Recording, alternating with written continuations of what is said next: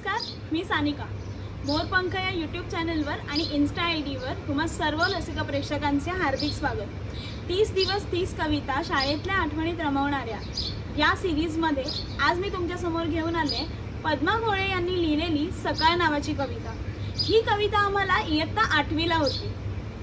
कविता अशी होती, ये अवखळ पोरी समान आज सकाळ, तोडीत गळ्यातील सोन्याची फुलमाळ, नादात वाजवित रुमझुम फुले चाळ, घरट्यातून उडवी खगास ही खट्याळ, करी आनंदाचे मोर पीस घेवोनी, गुदगुल्या करी मज गालावर फिरवोनी, गुणगुणत स्वतःशी वारा अधीरे गाणे, अन फुगडी घाली घालीत मज शिव खाणे, हे ऊन केशरी लोळण घेई अंकी, लुसलुशीत कोवळी निर्मळ बाळत नोके, तृणपर्णी हसते तव तिचकावित डोळे, विजविते वसन ममत लावनिया कर ओले, तरुवेली वरती फुलला सुमन संभार, लढिवाळ हास्य हे सकाळचे अनिवार, मैत्रीण हीच ती निळी टेकडी वेली, मखमलीचा परकर आज लावया काळी, घेऊन ओढणी जरतारी सुकुमार, मज खुणविते